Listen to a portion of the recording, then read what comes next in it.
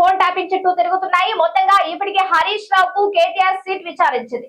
ఇక తాజాగా మాజీ ఎంపీ సంతోష్ కుమార్ ను కూడా సిట్ నోటీసులు ఇచ్చింది. ఇక సిట్ నోటీసులు అంశంపై BRS working president KTR react అయ్యారు. తెలంగాణ రాజకీయాలు ప్రస్తుతం ఫోన్ ట్యాపింగ్ చుట్టూ తిరుగుతున్నాయి. మొత్తంగా ఇప్పటికే హరీష్ రావును కేటీఆర్ ను సిట్ విచారించింది. ఇక తాజాగా మాజీ ఎంపీ సంతోష్ కుమార్ కు కూడా సిట్ నోటీసులు ఇచ్చింది. ఇక తమ ఎదుటకు రావాలని చెప్పింది. సీట్ నోటీసుల అంశంపై BRS working president KTR react అయ్యారు. సీఎం రేవంత్ పై కేవలం వేధింపుల రాజకీయాలు అంటూ తీవ్ర స్థాయిలో ఖండించారు. ఫోన్ ట్యాపింగ్ విచారణ ఏళ్లకి ఏళ్లుగా ఒక అటర్ ఫ్లాప్ టీవీ సీరియల్ ను తలపిస్తుందని అన్నారు.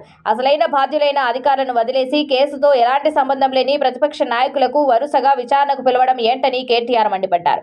ఇది కేవలం రాజకీయ కక్ష సాధింపు, అటెన్షన్ డైవర్షన్ లో భాగమేనని ఏకిపారేశారు. ముఖ్యంగా మున్సిపల్ ఎన్నికల ముందు ప్రజల సమస్యల నుంచి దృష్టి మళ్లించడం కోసమే ఫోన్ ట్యాపింగ్ అంటూ కాంగ్రెస్ ప్రభుత్వం డ్రామాలు చేస్తుంది అన్నారు. తెలంగాణలో జరుగుతున్న భారీ అవినీతి కుంభకోణాల నుంచి ప్రజల దృష్టిని మళ్లించడానికి రేవంత్ రెడ్డి ప్రభుత్వం సిట్ విచారణను ఒక ఆయుధంగా వాడుకుంటుందని ఎద్దేవా చేశారు. ముఖ్యంగా నైని బొగ్గు గనుల కుంభకోణం బయటపడటంతో కాంగ్రెస్ పీకల్లోతు కష్టాల్లో పడిందన్నారు.